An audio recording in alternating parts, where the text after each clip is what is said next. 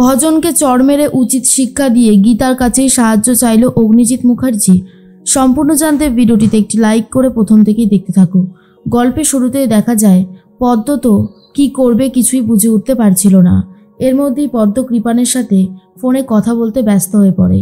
আর কৃপান তখন বলে, শোন পদ্ম, তুই বাঁচতে পারবি না, তোকে আমি শেষ করে দেবই।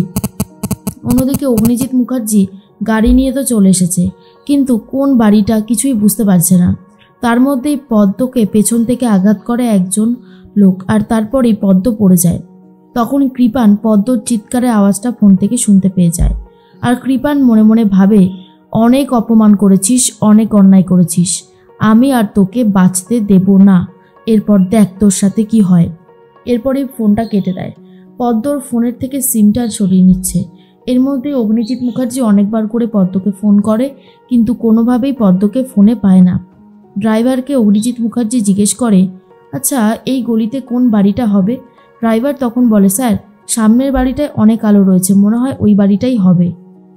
অগ্নিজিৎ মুখার্জি গাড়ি থেকে নেমে জিনিসপত্রগুলো নিয়ে এগিয়ে যেতে থাকে আর বলে, যদি এই বাড়িটাই হয়, একজনও লোক নেই, ঘরটা অন্ধকারই বা কেন? আর তার মধ্যেই দেখে পদ্ম মাটিতে পড়ে রয়েছে। তখন অগ্নিজিৎ মুখার্জি বলে, পদ্ম পদ্ম কথা বলছিস না কেন, এই পদ্ম। কিন্তু পদ্মর কোনো সাড়া শব্দ নেই। আর যখনই অগ্নিজিৎ মুখার্জি দেখতে পায় অস্ত্রটা এখনও পিঠে বেঁধে রয়েছে, তখন সেটাকে তুলে নিতে চাইছিল। আর অন্যদিকে বড়বাবুরা খবর পেয়ে বড়বাবুরাও চলে এসেছে। আর ঠিক তখনই অগ্নিজিৎ মুখার্জিকে অ্যারেস্ট করে। অগ্নিজিৎ মুখার্জি বলে, আপনি ভুল করছেন বড়বাবু, আপনি এমনটা করবেন না, আমি কিন্তু পদ্মকে মারিনি, তাহলে আমাকে অ্যারেস্ট করছেন কেন? অগ্নিজিৎ মুখার্জি বলে, আমাকে ছেড়ে দিন। কিন্তু পঙ্কজবাবু বলে, আপনি কি করেছেন আর কি করেননি সেটা আমরা খুব ভালো মতো নিজের চোখেই দেখেছি, চলুন আপনাকে এখন আমাদের সাথে থানায় যেতে হবে। আর এটা শোনার পরে বড়বাবুর কথা শোনার পর অগ্নিজিৎ মুখার্জি বলে, এটা হতে পারে না। তার মধ্যেই প্রলয়ের কাছে খবর পৌঁছে গেছে। প্রলয় জানতে পেরে যায় অগ্নিজিৎ মুখার্জি পদ্মকে মারার অপরাধে অ্যারেস্ট হয়ে গেছে। আর এটা শোনার পরেই তখনই মেচকা বলে, এটা কী করে সম্ভব? দাদা দাদা এরকম কিছু করতেই পারে না, কোথাও একটা ভুল হচ্ছে। মেহেক, ইলিন সবাই চলে এসেছে আর বলে, খবরে এসব কি দেখানো হচ্ছে? মেহেক বলে, ছোটকা সবাই বলছে বাবা নাকি পদ্মকে মেরে দিয়েছে, এটা হতে পারে না, বলো এটা কি করে সম্ভব? তখনই ছোটকা বলে, একটু ঠান্ডা হ, এরকমভাবে ছটপট করলে কি করে হবে, মাথাটাকে একটু ঠান্ডা কর। তখনই পদ্ম মনে মনে এটাই ভাবছিল, কে তাকে মারলো। পদ্মকে হসপিটালে নিয়ে যাওয়া হয়। আর তার মধ্যেই বাড়ির প্রত্যেকে খুবই চিন্তা করতে থাকে, বিশেষ করে প্রলয়। আর বলে, দাদা এমনটা করতে পারে না, গীতা ঠিকই বলেছিল, দাদাকে কেউ ফাঁসানোর চেষ্টা করছে। বারবার মেয়েটা দাদাকে আটকাতে চেয়েছিল, কিন্তু দাদা তো কোনো কথা শুনলই না। এবার দাদা বুঝতে পারবে কত বড় বিপদে পড়ে গেছে। মেহেক বলে, কিছু একটা করো ছোটকা, এইরকমভাবে বাবার কষ্টটা আমি আর দেখতে পারছি না। এর মধ্যেই অগ্নিজিৎ মুখার্জির হয়ে ফোন করে বড়বাবু আর বলে, প্রলয়কে বলে, আপনারা আসুন, আমরা অগ্নিজিৎ মুখার্জিকে অ্যারেস্ট করে নিয়ে এসেছি। তখনই প্রলয় বলে, একবার আমার দাদার সাথে একটু কথা বলতে দিন না, আমাদের বিশ্বাস হচ্ছে না যে দাদা এরকম কিছু করতে পারে। অগ্নিজিৎ মুখার্জিকে ফোনটা দেয়। অগ্নিজিৎ মুখার্জি বলে, প্রলয় তুই চিন্তা করিস না, আমি কাল সকালের মধ্যেই ফিরে যাব, আমাকে কে আটকে রাখবে? আমি একজন ক্রিমিনাল লয়ার, আমার আইনটা পুরো ঠোঁটস্থ হয়ে গেছে, আমাকে জব্দ করা অত সহজ নয়। প্রলয় তখন বলে, দাদা তুমি বুঝতে পারছো কি মারাত্মক বিপদে পড়েছো তুমি? কেন গেলে দাদা? তোমাকে বারবার করে গীতা বারণ করেছিল, শুনলে না কোনো কথা। এর মধ্যেই তখন অগ্নিজিৎ মুখার্জি বলে, তুই এত ভয় পাচ্ছিস কেন? আমি তো আছি, আমি সবটা সামলে নেব, দেখ না শেষ পর্যন্ত কি হয়। এরপর বড়বাবু ফোনটা কেড়ে নেয়। তখনই জিজ্ঞেস করে মেচকা, হ্যাঁ রে প্রলয়, এরপর কি হবে? দাদার হয়ে কেসটা কে লড়বে? মা তো তার নিজের ছেলেদের থেকেও বেশি সৎ ছেলেকে ভালোবাসে। প্রলয় তখন বলে, এবারে শুধু মাকে লড়লে হবে না, আছে তো আমাদের গীতা। তখনই রাকা বলে, আচ্ছা গীতা আমাদের বর্দাকে ফাঁসিয়ে দেয়নি তো? প্রলয় বলে, চুপ করো, এসব তুমি কি বলছো?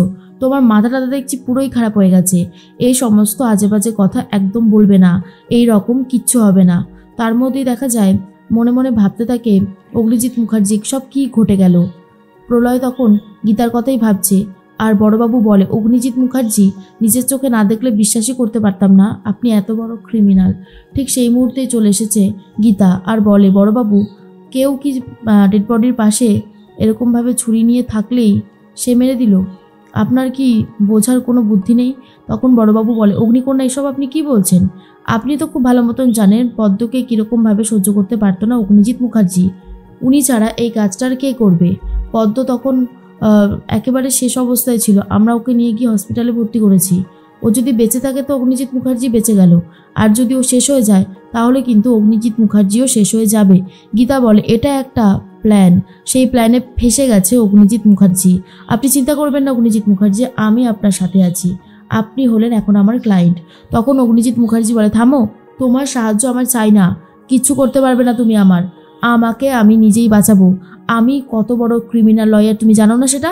কদিন বুঝেছো? লয়ারে এসেছো কদিন হয়েছে তোমার? লটা কতদিন পড়ছো? একদম বেশি বাড়াবাড়ি করো না। উল্টে গীতাকেই থ্রেট করতে থাকে অগ্নিজিৎ মুখার্জি। তার মধ্যেই চলে এসেছে ভজন। ভজনকে দেখার পর অগ্নিজিৎ মুখার্জি ছুটে যায় আর বলে, ভজন ভজন তুমি এসে গেছো, খুব ভালো হয়েছে, তোমার জন্যই তো অপেক্ষা করছিলাম। ভজন, আমাকে এখান থেকে বার করো, যেভাবেই হোক আমার জামিনের ব্যবস্থা করো ভজন, আমার আর ভালো লাগছে না। ভজন বলে, আপনি তো এখান থেকে বেরোতে পারবেন না স্যার। এটা শোনার পর অগ্নিজিৎ মুখার্জি একটু অবাক হয়ে যায় আর বলে, এসব তুমি কি বলছো? ভজন তখন বলে, হ্যাঁ স্যার, আমি তো ঠিকই বলেছি। আপনি তো একটা এমন জটিল কেসে ফেসে গেছেন, এখান থেকে আপনাকে বার করা অত সহজ না।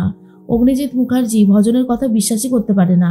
যেদিকে একদিকে বলছে গীতা যে অগ্নিজিৎ মুখার্জির জন্য সব কিছু লড়াই করবে, আর অন্যদিকে ভজন বলছে অগ্নিজিৎ মুখার্জির হয়ে কোনো কেসই লড়বে না। আর এটা শোনার পর অগ্নিজিৎ মুখার্জি পুরোই অবাক হয়ে যায়। ভজন তখন বলে, ভাবছিলাম আপনাকে গুরুদক্ষিণা দেব, কিন্তু ভাবলাম আপনি তো সব সময় খবরের শিরোনামে এসেছেন, টাকা পেয়েছেন, আমি কি পেলাম?